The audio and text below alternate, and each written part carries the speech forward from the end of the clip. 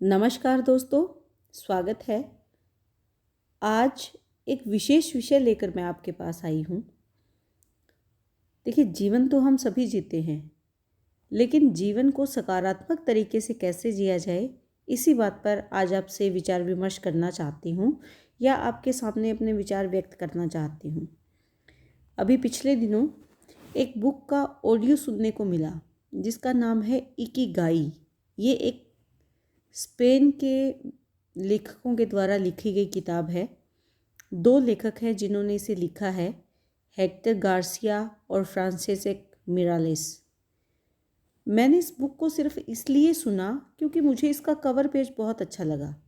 नीले रंग पर काली डंडियाँ, टहनियाँ और उस पर खिले हुए सफ़ेद फूल मुझे काफ़ी आकर्षित किया इन फूलों ने और इस पेज कवर ने।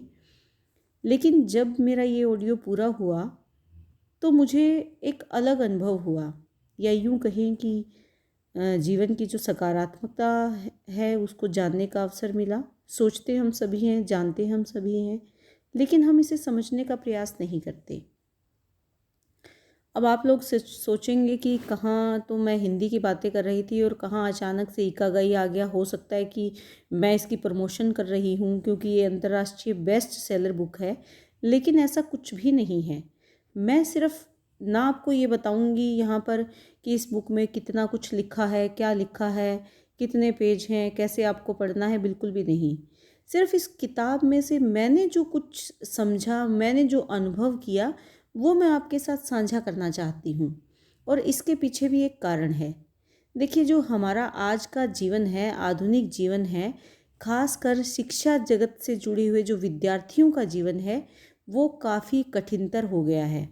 हम देखते हैं कि हर रोज़ पेपर की बच्चे तैयारी करते हैं, पेपर लीक हो जाते हैं, बच्चे निराश हो जाते हैं, बरसों तक हॉस्टल में रहते हैं, लेकिन फिर भी वो अपने जिस उद्देश्य को पूरा करने के लिए, जिस कॉम्पिटिटिव एग्ज़ाम को पूरा करने के लिए तैयारी करते हैं, वो पेपर पास नहीं हो पाता और उसी निराशा में वो अपने जीवन का अंत तक कर देते हैं। सुसाइड बहुत ज़्यादा बढ़ रहे हैं, ये हम हमारे आसपास देख रहे हैं। और अभी कुछ दिनों पहले ही मैं खुद इस बात से बहुत उस दिन पीड़ित हुई जब मुझे पता चला कि कहाँ तो एक लड़की अपने कॉम्पिटिटिव एग्ज़ाम की तैयारी कर रही थी और अचानक से उसने सुसाइड कमिट कर लिया। तो इस तरह की जो नकारात्मकता हमारे समाज में आ गई है, उसको हम कैसे दूर करें? इसीलिए मुझे इस किताब के जो विचार हैं वो बड़े ही प्रभावशाली लगे और मुझे लगा कि जो मैंने पढ़ा है, क्योंकि आप लोग जो शिक्षा जगत से जुड़े हुए हैं या जो अपने बीए के एमए की तैयारी करते हैं, या अगर आप अपने कॉम्पिटिटिव एग्ज़ाम की भी तैयारी करते हैं, तो वहाँ पर आप इस तरह की अन्य किताबें पढ़ने का समय नहीं निकाल पाते। तो मैंने जो इस किताब से जाना, जो सीखा, वो मैं आप लोगों के साथ आज साझा करना चाहती हूँ और उम्मीद करती हूँ कि मेरे जो ये विचार हैं ये कहीं ना कहीं आपको ज़रूर प्रभावित करेंगे। क्योंकि देखिए, मैं सिर्फ अकेली नहीं हूँ, मेरे साथ आप 10,000 लोग जुड़े हुए हैं। 10,000 में से अगर 10 लोग भी इन विचारों से प्रभावित होते हैं, तो मेरे द्वारा ये बनाई गई वीडियो, ये जो मैंने किताब सुनी है इकिगाई, ये मुझे लगता है कि मैंने जो इस बुक को समझने में समय दिया है वो मेरा सार्थक होगा और कहीं ना कहीं मुझे इससे बहुत खुशी मिलेगी। तो इसीलिए मैं आज ये वीडियो आपके लिए लेकर आई हूँ। इसमें देखिए, समझने का प्रयास करते हैं। इकी इकी का मतलब है जीवन और गाई का मतलब है कीमत या मूल्य। किसका मूल्य? हमारे जीवन का मूल्य। देखिए, जीवन का मूल्य क्या क्या है, क्यों है, या हमारे जिंदा रहने की वजह क्या है, उसी को ढूंढने का प्रयास इस किताब में किया गया है। इस बुक का अगर पूरा नाम हम देखें तो ये है ikigai, the Japanese secret to a long and happy life. वैसे ये मैंने यहाँ पर जो पिक्चर लगाई है ये हिंदी अनुवाद की है, लेकिन इसका वास्तविक जो नाम है वो इंग्लिश में इसी तरह से है, ikigai the Japanese secret to a long and happy life, यानी लंबे और खुशहाल जीवन का जापानी रहस्य। देखिए, जो जापान है वहाँ पर एक प्रांत है ओकिनावा। ओकिनावा प्रांत वर्ल्ड में 5 ऐसे प्रांतों में जिन्हें ब्लू जोन घोषित किया गया है, उसमें से एक प्रांत है ओकिनावा, जो कि जापान में है। ये एक द्वीप की तरह है और इसको ब्लू जोन क्यों घोषित किया गया है? क्योंकि ओकिनावा के जो निवासी है वो औसतन दुनिया के लोगों से ज़्यादा लंबी उम्र जीते हैं, क्योंकि उनके जीने का तरीका अलग है। तो जापान में इसे एक अलग रूप में देखा जाता है, और वहाँ के लोगों का जो मानना है, इकिगाई से जोड़कर वो जो देखते हैं कि जीवन के इस मूल्य को कोई दूसरा तय नहीं करेगा, यानी हमारा जीवन हमें कैसे जीना है ये हम खुद निश्चित करें, कोई दूसरा हमारे जीवन की दिशा निर्धारित ना करें। जबकि हम हमारे सामान्य जीवन में अगर देखें तो हमारे जीवन की जो दिशाएं हैं वो दूसरे ही निर्धारित करते हैं, और हम उन्हीं दिशाओं की तरफ दौड़ते चले जाते हैं, जबकि हमारे जीवन का मूल उद्देश्य नहीं है। और इस किताब में इकिगाई से तात्पर्य यही है कि हमारे जीवन का उद्देश्य क्या है, उस उद्देश्य को हम समझें और उससे प्राप्त करने में हम अपना जीवन लगाएं, ना कि अंधी दौड़ में हम लोगों के पीछे भागते चले जाएं। तो यहाँ पर आपको खुद निश्चित करना है कि आपके जीवन की क्या कीमत है, और ये कब संभव होगा? ये तब संभव होगा जब आप इस प्रश्न का उत्तर ढूंढ पाएंगे कि आप जीवित क्यों हैं, आपका जीवन क्या है। देखिए, वैसे देखा जाए तो प्रत्येक मानव का जो जीवन है वो एक अलग इकिगाई है, यानी प्रत्येक मानव का उद्देश्य अलग है, उसका जीवन अलग है। और जब हम उस इकिगाई को ढूंढ लेते हैं या उस उद्देश्य को ढूंढ लेते हैं, तब क्या है, हमारा जीवन अपने आप ही हमें अर्थपूर्ण लगता है। और जब हमारा जीवन अर्थपूर्ण हो जाता है तो उससे क्या होता है, खुशी मिलती है, और वही खुशी हमारे जीवन की सार्थकता है। लेकिन वर्तमान समय में ऐसा नहीं है। आधुनिकता की दौड़ में हम अपने जीवन की खुशियों को भूल जाते हैं। हमारा जो मुख्य उद्देश्य होता है वो या तो धन प्राप्ति, अच्छी जॉब, अच्छी नौकरी, अच्छा बिजनेस, जो हम स्टेटस सिंबल मान लेते हैं कि अधिक धन वाला ज़्यादा ऐशो आराम से जीवन जीता है, ज़्यादा खुशियाँ हैं उसके जीवन में। तो यहाँ पर वो इस चीज़ को नकारते हैं, क्योंकि जो यहाँ पर गांव लिया है या प्रांत लिया है ओकिनावा, वहाँ के लोग उम्र दराज हैं, यानी लंबी उम्र के हैं, और वो अपनी जॉब और सब छोड़कर भी कहीं कोई बागवानी करके आनंद प्राप्त कर रहा है, कहीं कोई अपने परंपरागत जो तरीके हैं, बुनाई, कढ़ाई, सिलाई, उन तरीकों को अपनाकर वो अपने जीवन का आनंद ले रहे हैं। अपने दोस्तों के साथ जाना, मिलना, खेलना, बैठना, उनके साथ खाना पीना, अपने दुख सुख साझे करना, और अपने बाग बगीचों में या अपने आसपास जहाँ भी उन्हें खुशी मिले, चाहे वो चित्रकारी है या अन्य जो भी कार्य है जिसमें उसको खुशी मिले, वो करने का प्रयास करते हैं। और दोस्तों, अगर देखा जाए तो यही तो जीवन की वास्तविक खुशी है कि जिसमें हमारा मन खुश हो, जिस काम को करके हमारा मन खुश हो, हम वो करें। माना कि जीवन की जो सत्यता है वो इससे कहीं ज़्यादा अलग है। हमें अपना जीवन चलाने के लिए हमारे आर्थिक स्तर को भी निर्धारित करना पड़ता है, आर्थिक दृष्टि से भी संपन्न होना पड़ता है। लेकिन इसका मतलब ये तो नहीं कि हम अपने जीवन के उद्देश्य को भूल जाएं, अपने जीवन की खुशियों का त्याग कर दें। तो यहाँ पर बताने का भाव ये है कि हम चाहे कितनी भी कठिन यात्रा तय क्यों ना करें, चाहे वो पढ़ाई के क्षेत्र में हो, कॉम्पिटिटिव एग्ज़ाम के क्षेत्र में हो, चाहे कोई नौकरी प्राप्त करने के लिए हो, लेकिन क्या उसके लिए सुसाइड कर लेना ये जीवन की सच्चाई है? क्या सिर्फ एक जॉब, एक नौकरी, एक पेपर में असफलता हमारे जीवन की दिशा निर्धारित कर सकती है? शायद नहीं। हमें अपना जीवन जीना है, लेकिन उसके लिए हमें सही दिशा का भी चयन करना होगा, और वो दिशा, हमारा जो उद्देश्य है, वो हम अपनी इच्छाओं को जागृत करके कर सकते हैं, और वो इच्छाएं हमें ढूंढनी होगी, वो उद्देश्य, जीवन की सार्थकता हमें ढूंढनी होगी कि हम किस काम को करके प्रसन्न हैं। काम तो वो भी होते हैं जो हमारी मजबूरी है, लेकिन काम वो भी होता है जो हम खुशी खुशी करते हैं, और वो काम वो कहीं आसानी से कर पाते हैं, बजाय मजबूरी में किए गए काम से। वो हमें आनंद भी देता है और हमारे जीवन को नई दिशा भी देता है। तो यहाँ पर जीवन की सार्थकता दिखाई है इस पुस्तक में। जो जापानीज़ है या जो ओकिनावा के जो निवासी है, उनकी जीवन घटनाक्रम को दिखाया गया है कि कैसे वो अपने जीवन को सार्थक बनाते हैं, कैसे वो अपना जीवन इतने लंबे समय तक जीते हैं, क्योंकि उनके पास दुख, त्रास, ये चीज़ें हैं ही नहीं। अगर है तो वो उन्हें स्वीकार करते हैं। देखिए दोस्तों, जीवन में अगर देखें तो उतार चढ़ाव सबके आते हैं।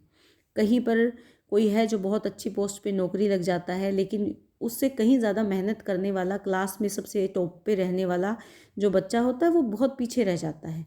तो इसका मतलब ये तो नहीं कि उसका जीवन उस जॉब से जुड़ा है, उस नौकरी से जुड़ा है। तो उसे अपने जीवन की दिशा बदल लेनी चाहिए, उसे अपने जीवन की खुशी को ढूंढना चाहिए, उसे अपने जीवन की इकिगाई को ढूंढना चाहिए, जो उसके जीवन का मूल्य है उसे ढूंढना चाहिए। और ऐसे ही सार्थक विचार इस किताब में दिए गए हैं।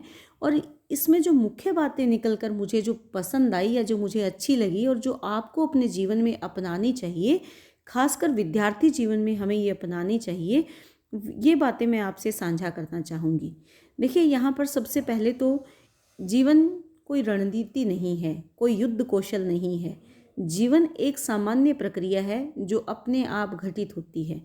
हम केवल उसके कुछ पलों को सुखदायक बना सकते हैं, खुशी ला सकते हैं, या सकारात्मक लाकर उसकी जो दिशाएं हैं वो निर्धारित कर सकते हैं। तो जीवन को खुशी से भरने के लिए या जीवन में सार्थकता लाने के लिए, जीवन को जीने के लिए हमें अपने पसंदीदा काम इस जीवन में करने चाहिए। देखिए दोस्तों, जीवन कोई बहुत लंबा नहीं, जैसे जैसे समय बीतता जाता है, हम अगर दुख में जिएंगे तो भी घड़ियाँ वही हैं, सुख में जिएंगे तो वही घड़ियाँ हमारे लिए अच्छी बन जाती है या सकारात्मक बन जाती है।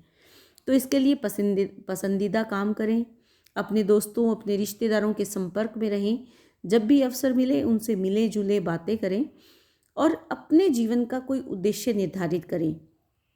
क्योंकि देखिए, कहते हैं ना कि खाली दिमाग शैतान का घर, तो वही बात है कि शैतान नहीं बनना है, हमें अपने जीवन का उद्देश्य निर्धारित करना है और उस उद्देश्य को प्राप्त करने के लिए हमेशा प्रयासरत रहे।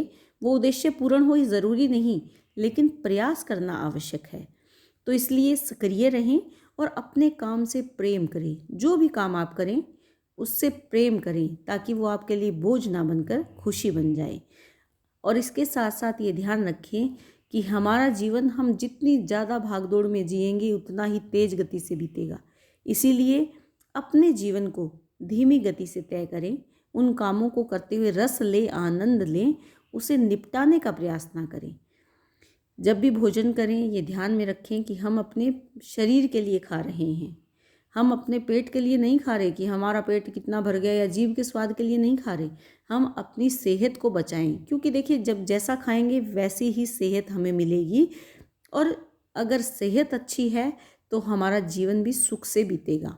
अगर हम बीमार रहेंगे तो हमारा जीवन हमारे लिए बोझ बन जाएगा। तो इस किताब में ये भी बताया गया है कि कम खाएं, अच्छा खाएं, अपने शरीर को स्वस्थ रखने के लिए खाएं। और एक बहुत ही खूबसूरत जो मुझे बात लगी कि अपने आने वाले जन्मदिन का उत्सुकता से इंतज़ार करें। आप इस बात को मान कर चलें कि आने वाले नए साल का जो जन्मदिन होगा वो मैं उतने ही उत्साह से मनाऊं जितना मैं पहले मनाता रहा हूं या मनाती रही हूं। और उस जन्मदिन को मनाने के लिए खुद को स्वस्थ रखने का प्रयास करें, खुद को मेंटेन रखने का प्रयास करें। जीवन में घड़ियाँ चाहे कैसी भी आएँ, सुख आएँ, दुख आएँ, मुसीबतें आएँ, हमेशा मुस्कुराइए, क्योंकि मुस्कुराने से जीवन में अनेक संभावनाएं हैं। देखिए, एक बात हमेशा ध्यान में रखिए कि जैसा वक्त आज है वैसा हमेशा नहीं रहेगा। यानी अगर आज दुख है तो कल सुख भी आएगा, और आज सुख है तो कल दुख का आना भी निश्चित है। इस बात को आप ज़रूर ध्यान में रखें। और इसके साथ साथ अपने जीवन को खुशियों से भरने के लिए प्रकृति से जुड़े। देखिए, यहाँ पर भी ये पेड़ कितना सुंदर नज़र आ रहा है, तो प्रकृति से जुड़े, क्योंकि पेड़ पौधे पक्षी हमारे आसपास चहचहाते, शोर करते, उनकी आवाज़ें, ये हमें जीवन को सकारात्मक बनाने का प्रयास देती हैं या सकारात्मकता की ओर लेकर जाती हैं। क्योंकि मानव भी तो प्रकृति की देन है और मानव का जीवन प्रकृति से विशेष तौर पर जुड़ा हुआ है। तो यहाँ ये ध्यान में रखें कि प्रकृति से जुड़े रहें, अपने घर में छोटी बागवानी करें, पेड़ पौधे लगाएं, अगर बाग बगीचों में जा सकते हैं घूमने के लिए जाएं, पक्षियों को बैठकर देखें, उनके लिए पानी का प्रबंध करें, उनके लिए दाने का प्रबंध करें, उनके रहने के लिए छोटे छोटे घर अपने बनाएं, अपने घरों में लगाएं। तो इस बात से आप प्रेम करें कि प्रकृति हमसे जुड़ी हुई है। और जब भी जिएं, आने वाले समय की चिंता छोड़कर, बीते हुए समय का अफसोस छोड़कर वर्तमान में जिएं। मैं अक्सर हिंदी में क्षणवाद आपको पढ़ाती हूँ। आधुनिक जो काव्य है या आधुनिक जो लेखन है वो क्षण पर आधारित है। तो उसी क्षणवाद को इन्होंने महत्व दिया है कि जो वर्तमान क्षण है, वर्तमान पल हैं, उनमें जिए, क्योंकि हम सब जानते हैं कि आने वाले समय में सब नष्ट हो जाएगा। किसी का जीवन हमेशा शाश्वत नहीं है, कोई भी चीज़ शाश्वत नहीं है, सबका एक निश्चित समय है, निर्धारित समय है, और उसके पश्चात सब नष्ट हो जाएगा। तो क्यों आने वाले क्षण की हम चिंता करें? जिस पल में है उसका आनंद लें, उसे भरपूर जिएं। और इसके साथ ये ध्यान रखें कि अपने जीवन के लिए ईश्वर को धन्यवाद दें, अपने परिजनों को धन्यवाद दें, अपने पूर्वजों को धन्यवाद दें, और इस हमारे आसपास फैली हुई इस प्रकृति को भी धन्यवाद दें, क्योंकि इन्हीं सब से मिलकर हमारा जीवन सुखपूर्वक बन सकता है। और इसके साथ साथ ये कि ध्यान रखें कि हमें, अगर हमने अब तक अपने जीवन का कोई उद्देश्य निर्धारित नहीं किया है तो उसे निर्धारित करें। यही उद्देश्य, यही इकागाई जीवन की वास्तविकता है। और जब उद्देश्य निर्धारित हो जाएगा तो हमारा जीवन अपने आप ही खुशियों से भर जाएगा, क्योंकि हम हमेशा उस अपने उद्देश्य के प्रति सकारात्मक रहेंगे। हमारा उस उद्देश्य की प्राप्ति में मन लगा रहेगा, तो हम जब खाली नहीं होंगे, हमारे दिमाग में अनेक नए सकारात्मक विचार आएंगे, तो अपने आप ही जीवन हमेशा सकारात्मक रहेगा, जीने की लालसा बढ़ेगी, शरीर स्वस्थ रहेगा। और इसी तरह आने वाले समय में कितनी भी कठिनाई क्यों न हो, आप हंसते हंसते उन कठिनाइयों को पार कर जाओगे। तो दोस्तों, उम्मीद करती हूँ कि ये जो किताब मैंने पढ़ी या इस किताब को मैंने सुना, इसमें से जो मैंने सीखा वो आप लोग भी अवश्य सीखें।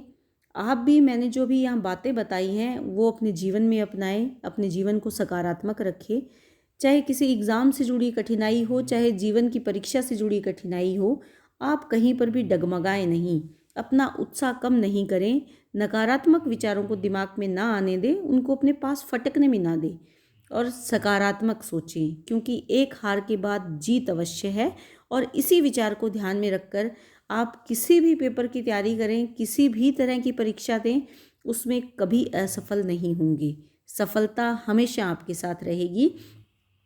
और देखिए, सफलता और असफलता इससे परे कुछ नहीं, तो फिर हम क्यों चिंता करें, क्यों इस बारे में सोचें कि मैं सफल नहीं हूँ या कोई दूसरा बहुत सफल है। हम ये सोचें कि हमारे पास जो है वो किसी और के पास नहीं, तो हम उसका आनंद लें, क्योंकि प्रत्येक व्यक्ति इस संसार में विशेष है। प्रत्येक व्यक्ति का जीवन अपने आप में अद्भुत है, अनोखा है, और हमें उसी जीवन का, उसी क्षण का हमें आनंद लेना है और जीवन को भरपूर ऊर्जा के साथ जीना है।